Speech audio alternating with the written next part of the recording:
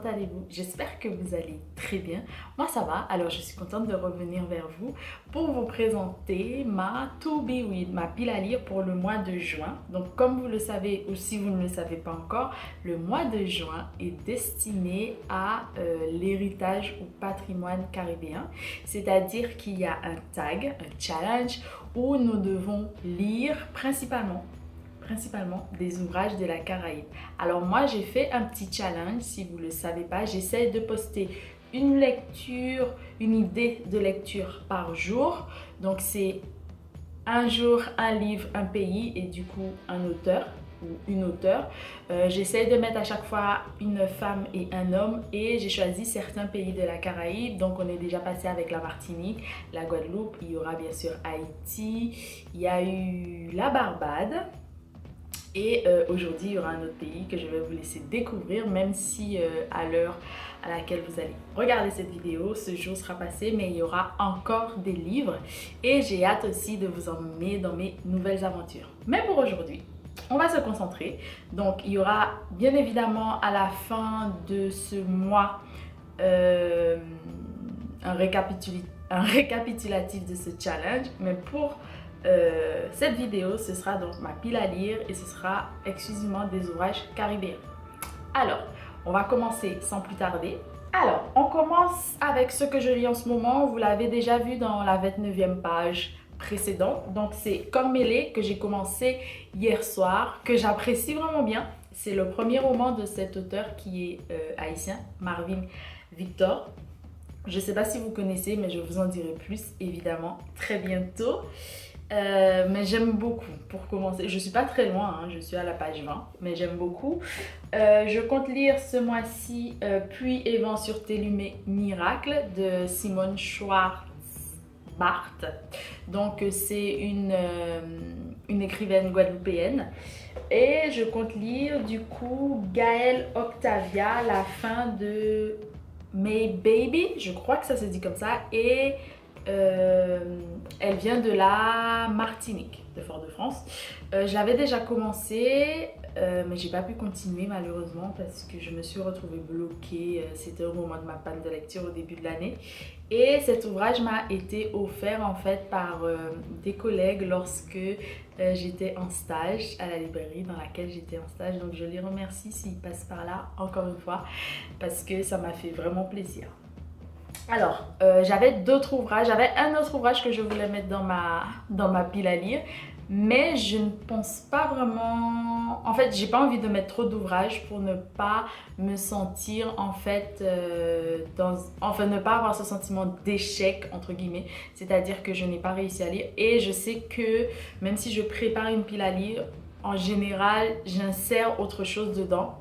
Et je pense que ce mois-ci, je vais bien évidemment le faire parce que j'ai un ouvrage que j'ai vraiment envie de lire et je pense que quand je l'aurai, il va falloir que je le lise. Donc je garde la surprise si j'arrive à l'avoir ce mois-ci et que j'arrive à le lire. Vous saurez ça bien sûr à la fin du mois ou au cours du mois suivant, c'est-à-dire en juillet.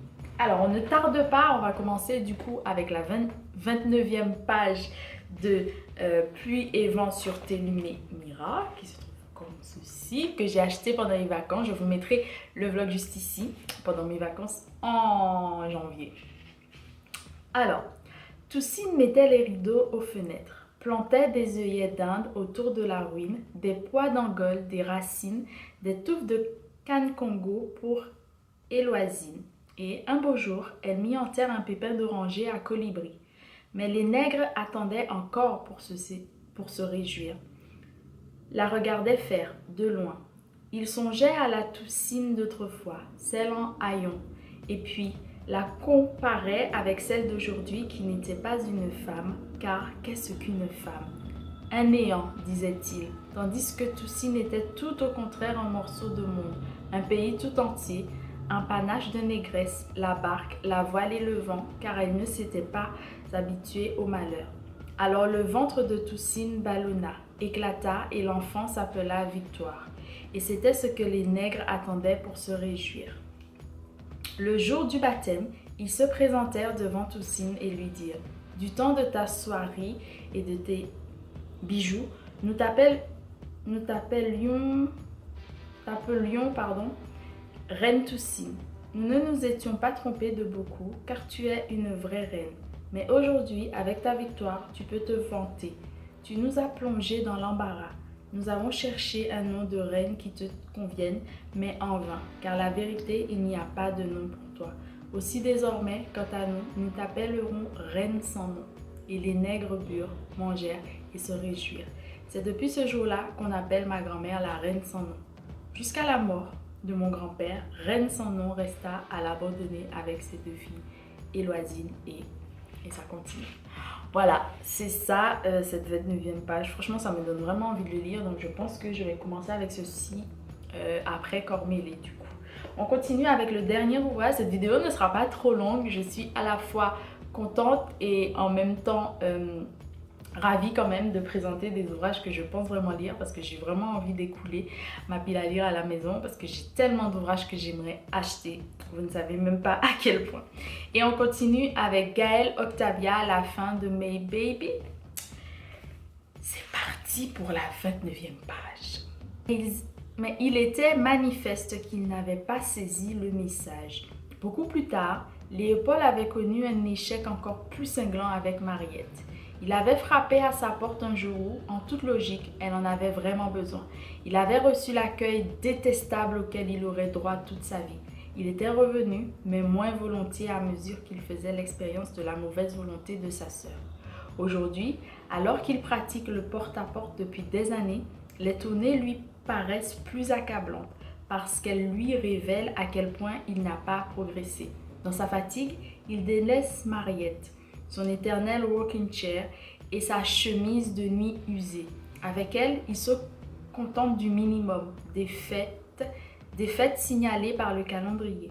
Pour le salut de sa sœur, il s'en remet au Christ qui a demandé de propager la bonne parole, mais pas de hurler à l'oreille des sourds.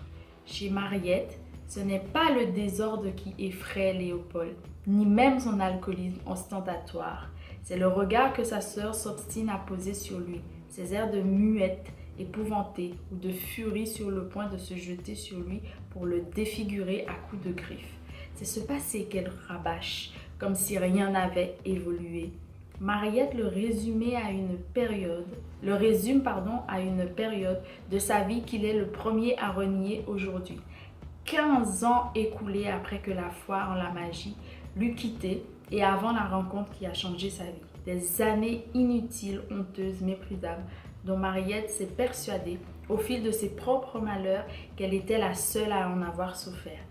Comment pourrait-elle ignorer combien il réprouve ce qu'il a été, combien il le regrette? Il suffit de voir à quel ça continue. Voilà, ça donne envie de savoir qui sont tous ces personnages et plus que leur lien en fait, comment ils en sont arrivés jusque-là. Je pense que je vais quand même vous présenter le dernier ouvrage que je voulais lire parce que je lis depuis tellement longtemps sur ma palle. C'est Les Échos de l'âme de Franck Etienne que je vous ai présenté dans une précédente vidéo que je vous mettrai ici ou ici. Donc Franck Etienne, un grand quand même aussi de la littérature haïtienne. Oui, j'ai essayé de varier, mais il faut dire que c'est majoritairement la littérature caribéenne et haïtienne que je lis.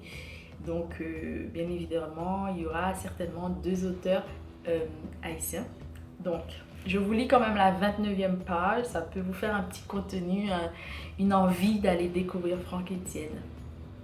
Encore des mots incurables, envenimant la lèpre du silence, ombre sur la mort autodidacte, l'outrage et l'amnésie, la folie des fourmis dans les amours fériés, la mélodie lombaire des cimetières déserts au glas des mots atroces.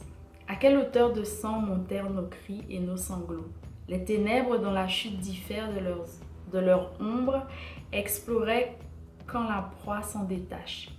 Voyou rusé, rassoumflant l'œuf du délit sous la soutane, récidiviste couvant une foultitude d'amours clandestines, voyeur génial au vif clin d'œil et au feu de braise. Amateur d'érotisme et de pornographie, zozogneur fanatique, envoûté par le canon et les exploits de Saint Phallus, écartelé tragiquement, douloureusement entre le vœu de sainteté, la tentation charnelle, la peur des châtiments et la séduction du péché, torturé par le remords, le bon père Nono, par respect pour la magnificence barbe blanche de l'Éternel et la robe immaculée de la Vierge des Lumières perpétuelles, avait juré à maintes reprises sur la Sainte Bible, devant la croix du Christ de sang et de feu, qu'il ne recommencerait plus jamais à flageller de son goupillon doré la chair ensatanée des pécheresses, sous la coupole radieuse de la maison de Dieu, car, dit la sagesse millénaire de l'Évangile, le malheur enfouraille celui par qui le scandale aboie. Or, l'inoffensif curé, l'innocent père Nono, et ça continue. Voilà, j'espère que ça vous a fait rire, ça vous a donné envie de lire ces ouvrages. Moi, ça m'a vraiment donné envie de lire Les Échos de l'Abîme. C'est un livre que j'ai choisi vraiment parce que j'aimais la couverture, c'est vrai. Mais je me souviens, quand je relis cette 29e page, de ce que ça m'avait inspiré. Et du coup, ça me donne vraiment envie de plonger. Donc, j'espère lire ces 3 ouvrages pour ce mois-ci minimum. Et bien sûr, celui que j'avais aussi pour le mois dernier. En fait, j'en avais 2 pour le mois dernier que je n'avais pas terminé. Mais je décide de faire en fait le challenge et de lire exclusivement la Caraïbe. Donc, je continue avec Cormélé et je continuerai avec les autres que je viens de vous présenter via la 29e page. J'espère que votre mois de juin commence bien. J'espère que vos lectures vous plaisent. En tout cas, ce mois-ci, on va s'amuser. J'espère que ce sera le cas également de votre côté et je vous souhaite bien évidemment de bonnes lectures. N'hésitez pas à vous abonner et à me suivre sur les autres réseaux sociaux si ce n'est pas encore fait. Je vous embrasse très fort et je vous dis à très bientôt pour de nouvelles vidéos. Bisous!